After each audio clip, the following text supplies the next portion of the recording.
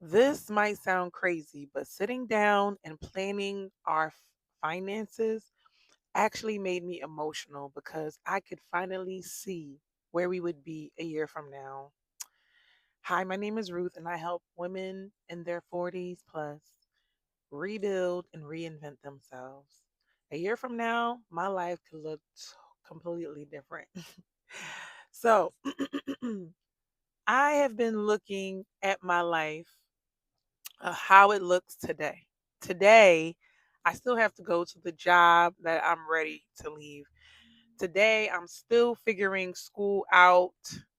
Today, my YouTube channel has just started to make a little progress, but it's still so far from where I want it to be.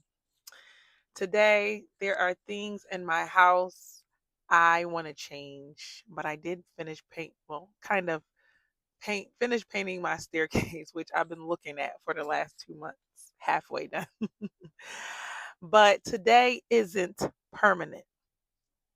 Me and my husband were able to have a little dream meeting, I call it. And I used to do this with my girls. I mean, they were just like sounding board. They were little kids, like 6 and 7 and 8 and 9. And I was like, come on, mommy wants to do a dream meeting. And it was like my favorite thing to do. We would just dream. And instead of me like talking to myself, I would talk to my kids and we would sit and we would dream. And now you guys are making me remember, like, we had to move into a basement after my divorce, and it was like sad circumstances, but I kept the dream alive and I put little stickies, and I don't even think I had stickies. I taped little pieces of paper and I said, we're going to go to Disney World, we're going to do this, we're going to do that, we're going to do that. And I kept promising my kids, I'm going to Disney World, I'm going to Disney World. Okay. And then we're gonna move, we're gonna get our own place, we're gonna get a new car. So whatever I wrote on that board. And you know what? We actually start ripping the paper off because we kept on accomplishing those things.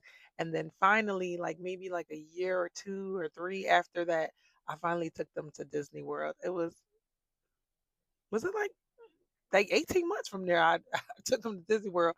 I did not know after like making my paycheck at the time, home health aid, like 10 years ago, whatever, it went from like, I remember saying, I wish I could make $1,500. I really wish I could make $1,500. My check would not hit 15. I would try to do all these overtime and all that, and it would just hit like a couple times, right? So I was struggling because I was making $10 an hour, and then all of a sudden everything went down. And this is like a side story. And I was because when your client dies and you're home healthy, your money goes too. So my paycheck went to, I didn't know that everybody else was getting paid $800.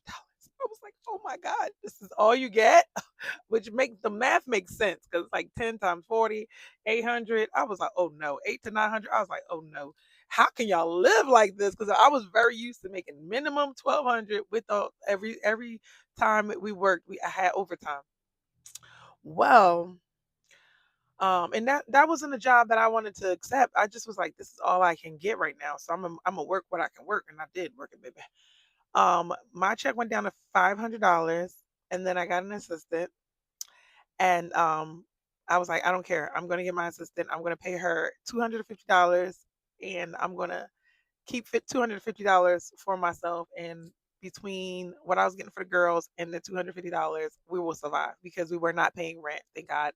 At the time, my parents allowed me to stay in one of their properties with their tenants, and I had 3 little babies. So we there was times I had like little chicken wings and 4 chicken wings and fried rice, that kind of lifestyle. And that's what I could do because I couldn't cook there. It was not the best of circumstances.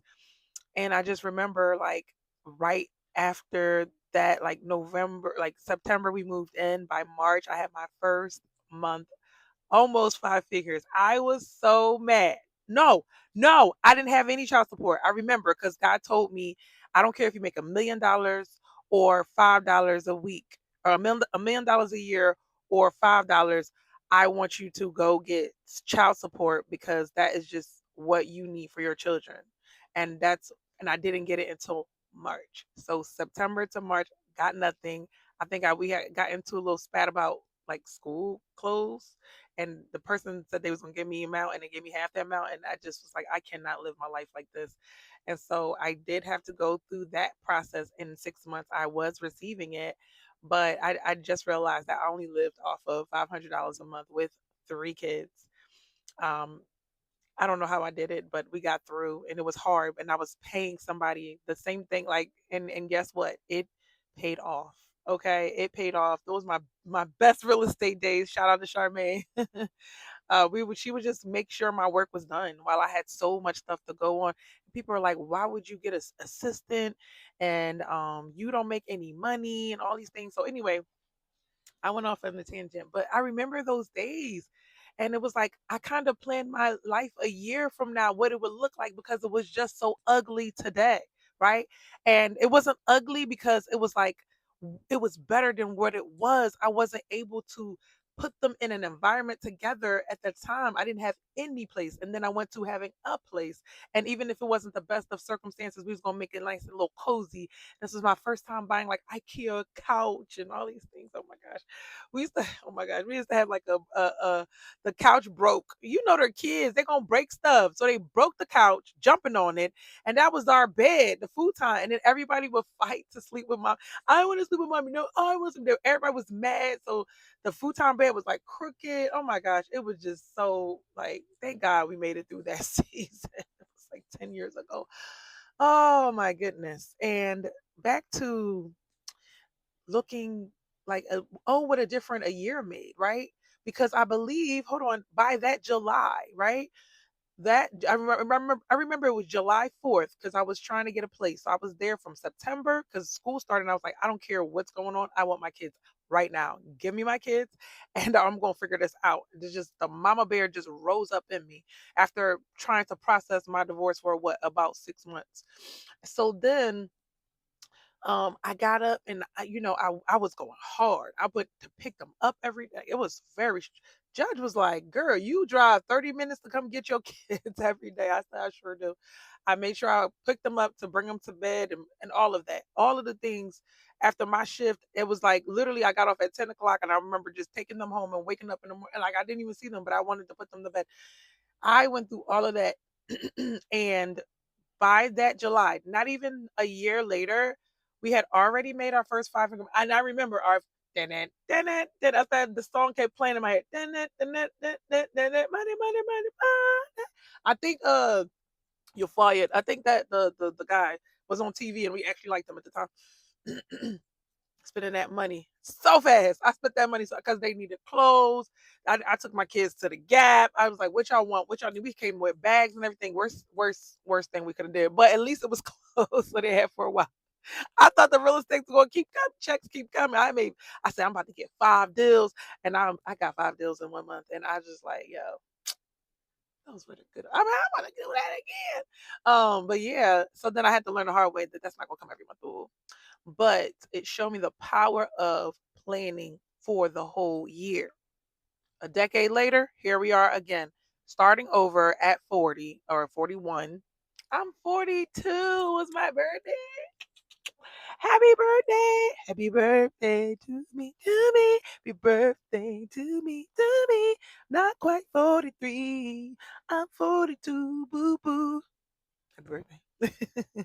All right. So back to our conversation about me and my husband planning a year. Okay. So putting the year on paper gave me evidence that change is possible. Yes, it's comfy and cozy where we are. My daughter finally can walk to school, to her high school. Nobody got to pay for no Lyft, Uber, nothing. It was a lot to get her where she got to be. She's mad at me many days because I had to wait for work, like grab her after work and all of that. We don't got to worry about that. But I still want to move forward. I still want to get the house where everybody has their own room. I still want to live out loud. And like I've been helping people get a home for a decade, almost and a half, almost 15 years. And yeah, I didn't get my home. You know what I mean? And I know God going, what? Y'all gonna see the house that God gave me, because once you put seed in the ground, yo, seed time, harvest time is a ting, and I'm about to get my ting tings. Okay. So Yes, and it changed people's lives. People tell me like that house changed my situation, changed my life. It was everything. And I know now moving to here that your life circumstances could definitely change with your home. So a year from now, I'm gonna stay on top. I'm trying, y'all. I'm trying. There's just so many wonderful blessings and so many testimonies and so many good things that God has done. So I get so excited to tell them y'all gonna learn that side of me. Yeah, like the church gas, I gonna come for you. So putting that year on paper gave me evidence that change is possible.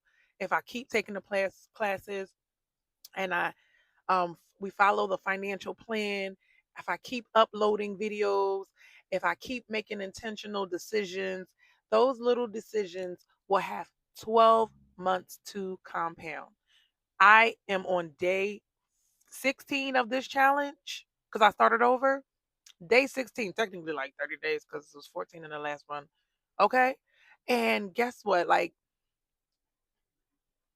day 16 of the challenge, and I have seen like huge change. And the results that I begin versus all the stuff I've done over the years versus this little time. Imagine if it keeps compounding. Imagine what it's going to be. It's going to be amazing. I can't 12 months. People say that people like everybody always underestimates what you can do in a year. Yeah, if I do a video every single day for a year, 365 videos, can you imagine? If we getting results on video 16, can you imagine? Video 30, can you imagine? 365? You feel me? Anyway, my last point is that's what starting over means to me now.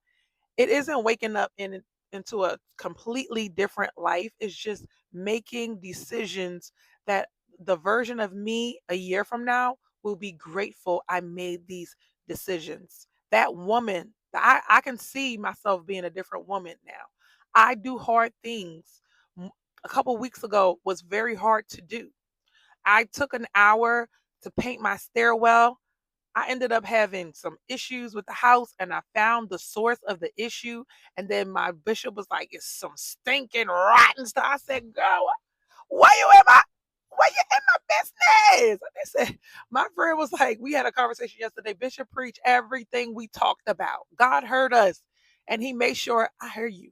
I hear you when you're speaking, and I'm going to respond and I'm gonna let you know that I'm with you and that sometimes you having conversations and you're like, is this conversation even anointed? Yes, it is. God's about to do something. He confirmed it today. It's life changing. I listen. You don't have to believe you don't want to believe, but baby, I'm believing all the way. All I do is win with the Lord. Girl, let me stop. All right, let me stop. Those changes, can you imagine? I'm finally doing what God told me to do. It made me want to crack open my Bible, made me want to learn more about the Holy Spirit, made me want to start getting deeper into my word and re hold on, rewiring my brain about what how I believe about myself. What? I'm looking at some of my videos, I'm like, oh Lord. And I'm just looking like, nah. Nah, we're about to get it. We're about to get there. A year from now, things are going to be different. A year from now, things are going to change. A year from now, I'm going to be seeing the fruits of my labor. A year from now, some prayers that we've waited for and the timing of the Lord was it yet. And now it's going to be, He's going to answer some more prayers every single year because we're waiting on different things in different seasons. I was waiting on marriage. I was waiting. Hello? It was my birthday. I had a good birthday. All right, Lord. Woo! I had a good birthday as a married lady. I was waiting for that. I said, Lord, when, right? And I'm telling you, in a year, things could be so much more different. It taught me like I can be so much more responsible than I am today because I'm thinking about the year to come and all the challenges that I have to face. So I can't be like, oh, I'm tired. Oh, I don't feel like it. It makes you want to get up, get started, get to work, get to war. If you got to pray about it, if you got to pull down some strongholds, the mentalities, some lies that the enemy's been telling you, whatever you got to do, you're going to do it because you know that in a year from now, your life is going to change. And it's not going to be because you sat back and waited on God. It's because you got to work. It's because you had a plan. The Bible says, write the vision and make it plain, and they that see it will run. You got to see it, and you're going to run once you see that vision. It and it was like sharing my heart with him and him sharing his heart with me and him reminding me what we talked about, and then the plan coming to life. So he's like, I'm loving this. I'm loving this, right? Like, we got a plan. We're gonna go for this. We know what direction we're going in. I'm not just throwing things at him because I got a lot of stuff I want to do. And he's like, whoa, whoa, whoa, whoa. No, we have a plan and we sticking to the plan. And that's how the wedding came about, because we had a plan, we stuck to the plan, and we were able to fulfill the plan because we had a plan, right? We both knew what was going on. Your team got to know what's going on. Your people got to know what's going on. Your kids got to know what's coming next, right? So they could be motivated. And now I know, hey, I just had to clean up the downstairs. Well, that progression I thought I was doing. I thought, oh, we didn't progress. I will clean it up, but it's closed. The downstairs is closed. Go back upstairs. There you go.